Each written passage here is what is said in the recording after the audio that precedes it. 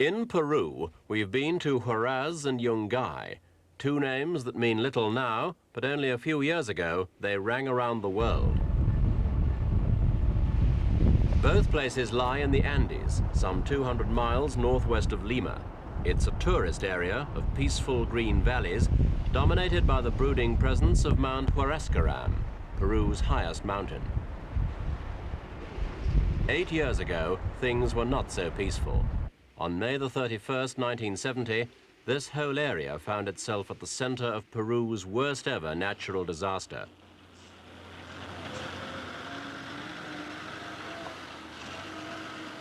It was one of the most violent earthquakes this century, rippling across the valleys and turning one town after another into rubble. It was, in the words of one government official, a disaster of unimaginable proportions.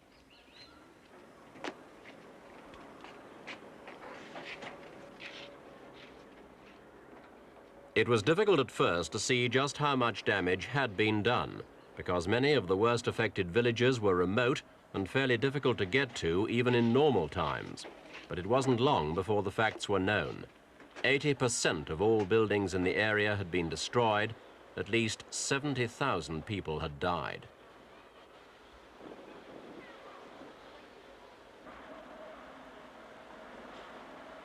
There were, in fact, more dead than injured, a sure sign of the quake's ferocity. Many families had been wiped out completely. Among those who survived, all had someone to mourn.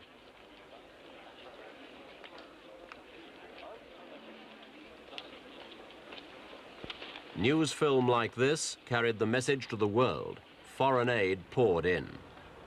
The United States alone sent nearly $70 million in direct aid, with half that amount from the International Development Bank and another $30 million from the World Bank. This was on top of the help provided by the international charities. Unfortunately, there were doubts about how much aid reached its target. It was alleged that food and medicine had gone astray and money diverted to private accounts. The government eventually took over from the Peruvian Red Cross, and it's been struggling with the problems of reconstruction ever since.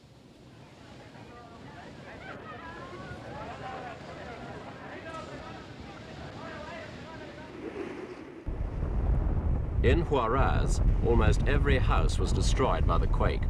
Now the town has risen again from the rubble, but the impact of the disaster and its memories are everywhere. Before May 1970, Huaraz contained 40,000 people. The quake killed 17,000 of them. Those who could be identified were buried in individual graves, but most were either unrecognizable or simply had no survivors to recognize them. They're buried now in mass graves, already overgrown and needing an attendant to point them out. Aquí hay como 200.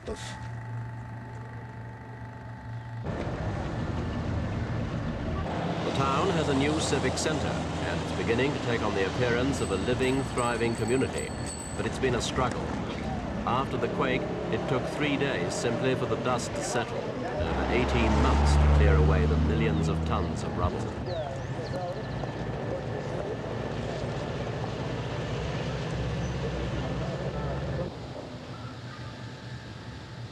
Government housing's available, though tenants have to pay the market price. It's all being done by Ordeza, a state agency that has become almost a regional government.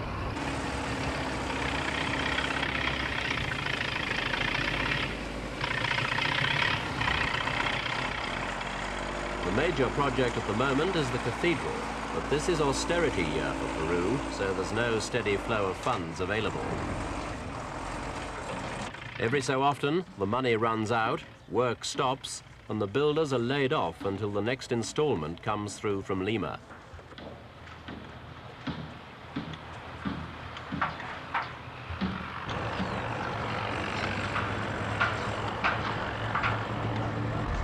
The new Huaraz will be bigger and better than the old, but the people complain that the price of the new houses means they're getting no compensation for what they lost. There are many who simply can't afford to move.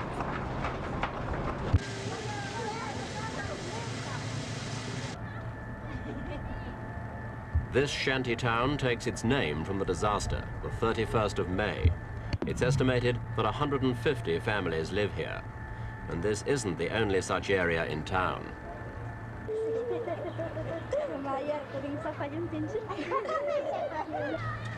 Many of these families were poor before, but in the quake they lost what little they had. And now, after 8 cold winters in the shacks, there are those who feel they never got their share of the aid.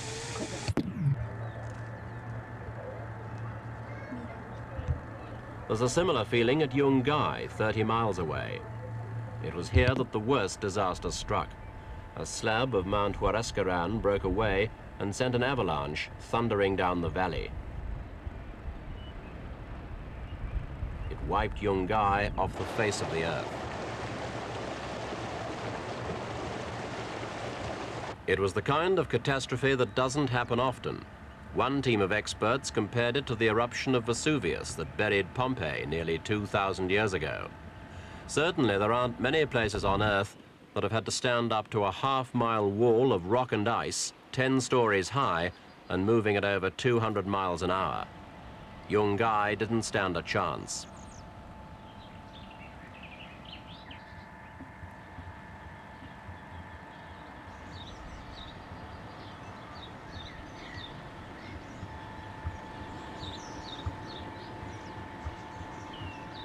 Nobody would have known where the town centre was if the palm trees in front of the church had not somehow miraculously stayed upright.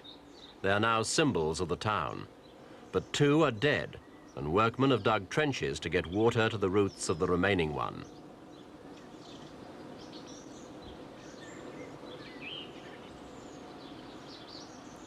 A few feet away, the crushed remains of a bus. Without this, and the crosses that mark the mass graves, the site would be nothing more than a rock-strewn field.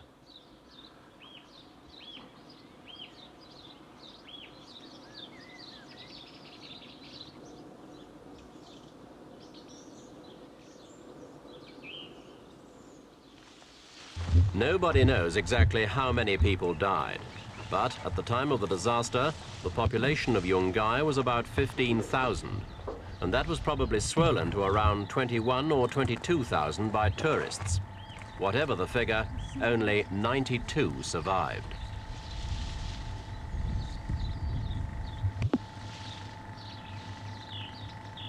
Matilda Romero lost her mother, her 3 sisters, and her grandmother, as well as almost all her friends and acquaintances.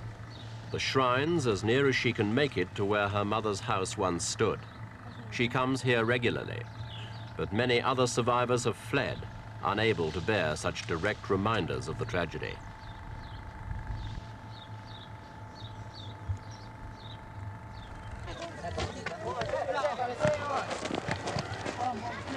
Many of the survivors were children who were attending a special matinee performance by a visiting circus here at the town stadium.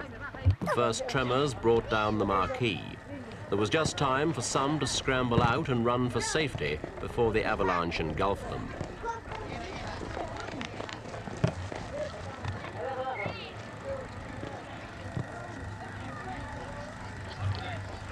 There was one strange quirk of fate. The circus owner was ruined, having lost performers, animals, and equipment. But a few months later, he won a fortune on the national lottery.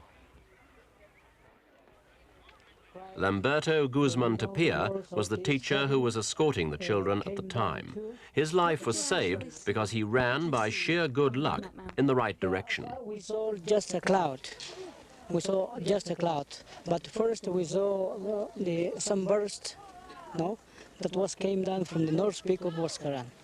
Immediately I ran down to see my family, and I found them knelt because they thought it was the end of the world.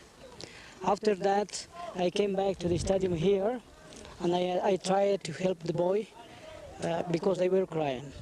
You know, these boys were about 100 about.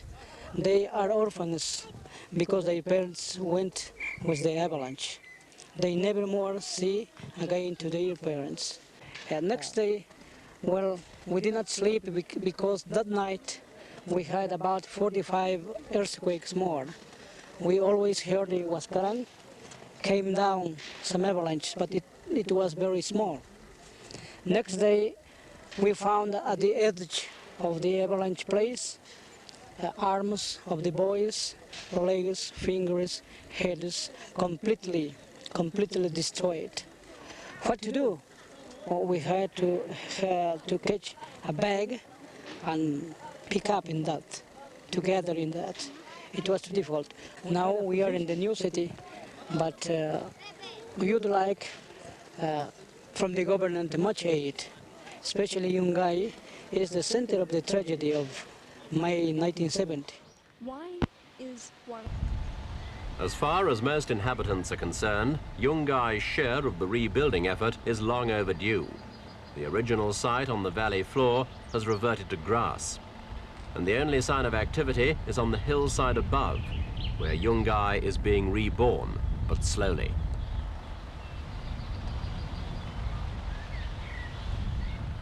Unlike Huaraz, Yungay's got only a handful of new buildings, and they're shops, not houses. The government's main effort so far has been devoted to the new civic centre. Local people say it's too big, and that houses should have come first anyway. There's an atmosphere of bitterness, a feeling that someone, somewhere, has made a profit at their expense. But so far, there have been no direct allegations and no proof. The hospital is the only building of any size, apart from the new centre. It's not a government project. It was built by Cuban technicians a year after the quake.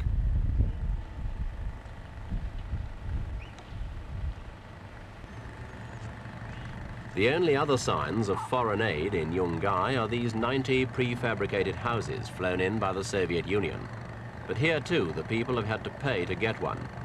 The government claims the payments to cover the cost of transport to the site.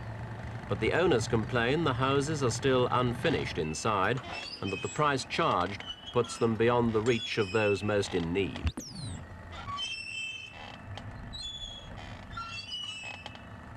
There have also been complaints that some of the houses have been bought as an investment by people who already have a home of their own.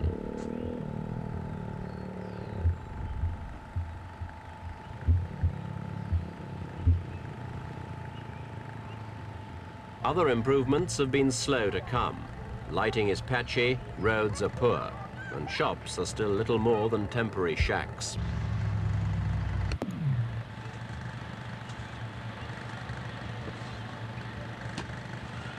Many people in Yungay are still living in the flimsy housing put up by the government as a temporary measure 8 years ago. Although there are only 92 official survivors, when the roads to Yungay were first opened, the government found 4,000 people claiming to be victims. At the moment, the population is around 3,500, almost all of them poor and dependent on the government's plans for the area.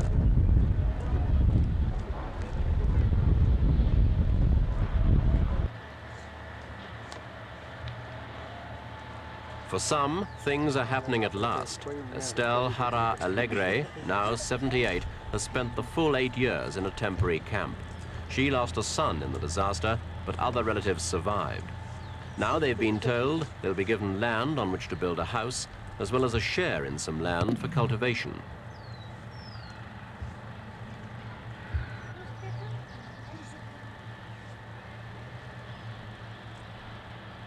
One day, no doubt, a new Yungay will spread over the valley floor. But it will be many years before this corner of Peru gets over the pain and the problems that came so swiftly that day in May 8 years ago.